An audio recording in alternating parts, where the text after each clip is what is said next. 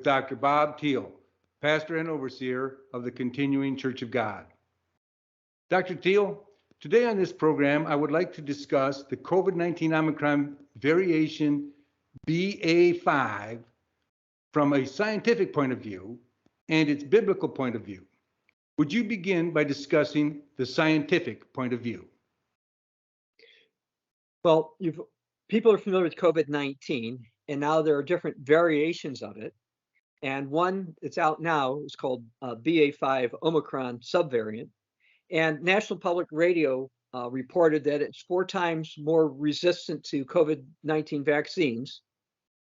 And according to Dr. Gregory Poland, who's the head of Mayo Clinic's Vaccine Research Institute, he said, quote, "Let me make a clear point here that's a little tough to hear. Whether you've been vaccinated, whether you've previously been infected, whether you've been previously infected and vaccinated, you have very little protection against BA.5 in terms of getting infected or having mild to moderate infection." So we're seeing something they were not anticipating.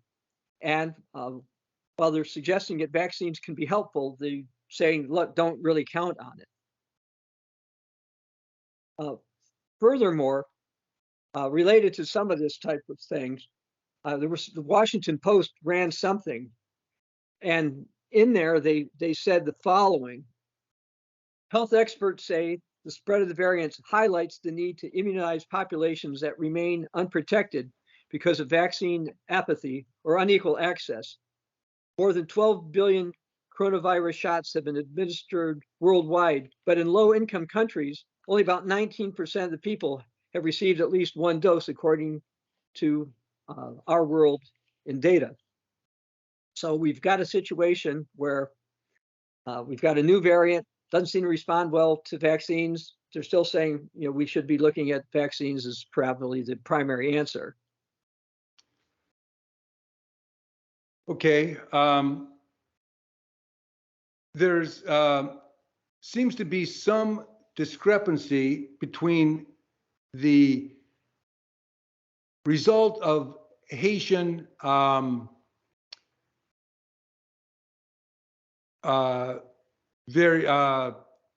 people in Haiti that have been vaccinated versus the people in the U.S. that have been vaccinated. Can you discuss some of those differences in the death rate? Yeah, actually, yesterday I went to see something that Reuters had updated, and they said that in the relatively poor, very poor nation, actually, of Haiti, they've had 837 total coronavirus deaths, and only about 1.5% of the population is vaccinated. Now, Haiti's got a population of 11.4 million compared to 329.5 for the US. And in the US, the vaccination rate, depending how you count it, between 67% and 79%.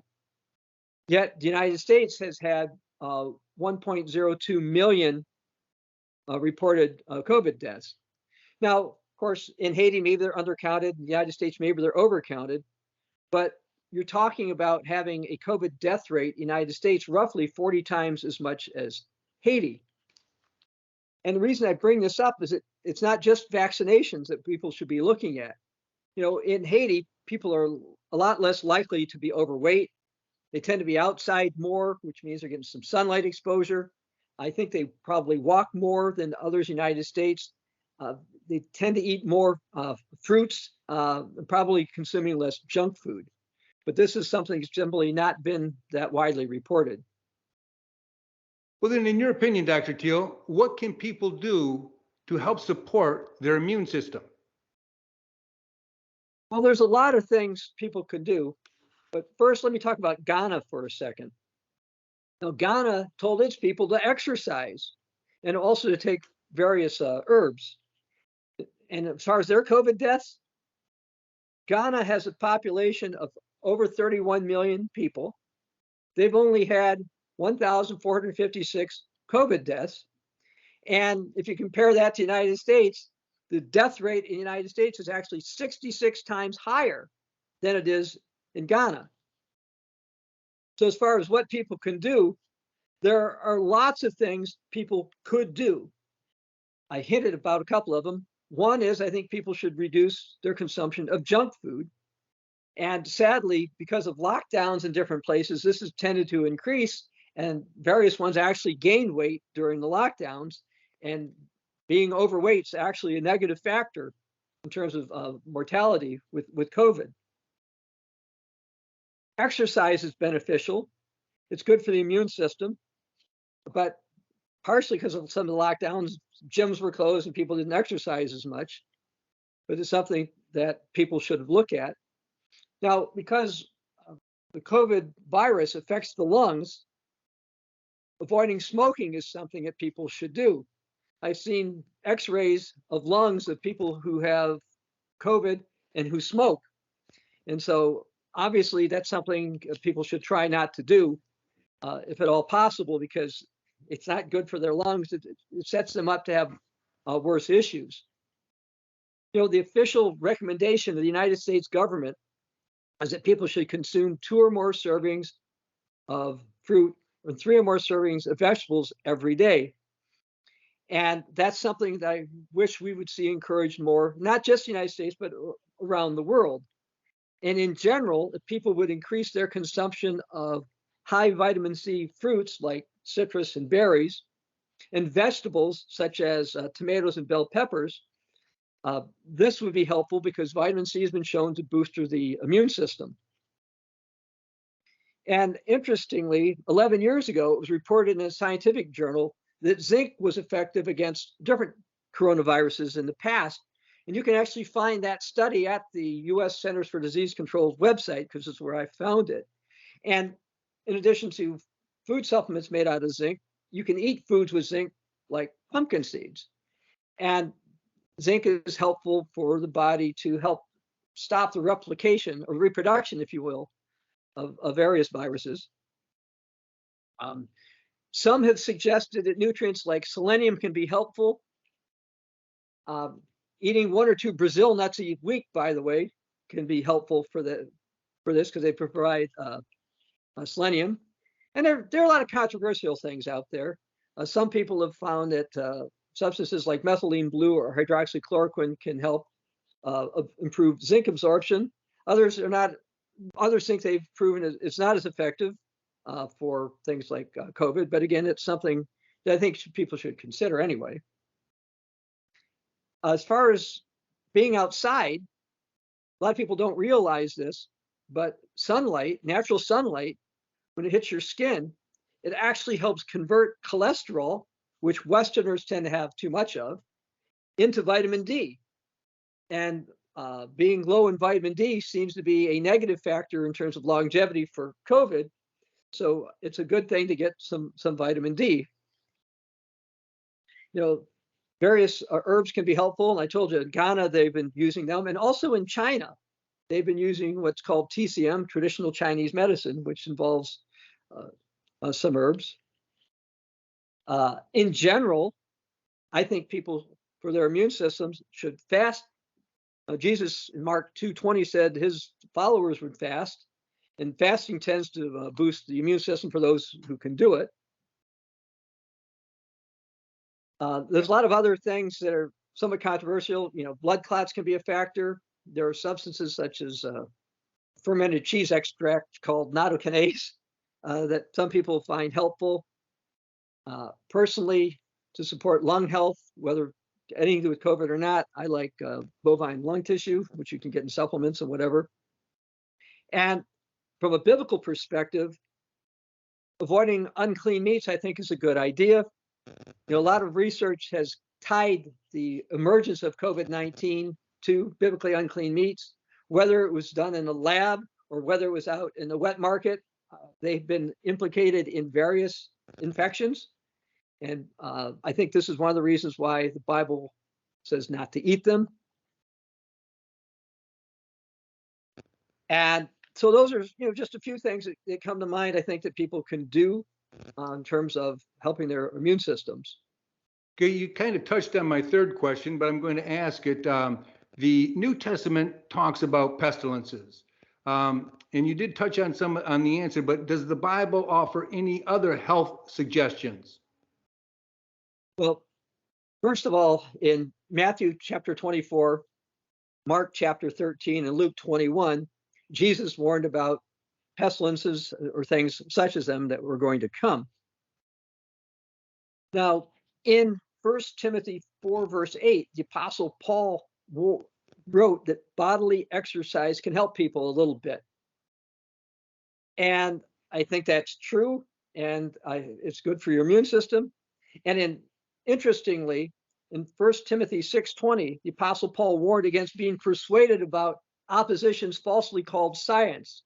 We have things that are called science sometimes when they're not. I'm a published scientist, okay? I have papers published in the National Institute of Medical Database called PubMed. And I'm not the only scientist who said, wait a second, sometimes we don't just hear science. Sometimes science has been suppressed by governments or big tech or whatever. And again, even back in the Apostle Paul's times, he warned about opposition so-called being called science. Now, I actually got censored for something similar to this before, and I had a video called Eat What Is Good, and I got that actually from that title from the Bible. Isaiah chapter 55, verse 2 tells us, eat that which is good. And all people, forget whether it's coronavirus or anything else. I mean, I'm just talking about supporting your immune system. All people should try to eat what's good. And for most people, that means less processed foods, more fruits, more vegetables, whole grains, less soft drinks, candies, that kind of thing.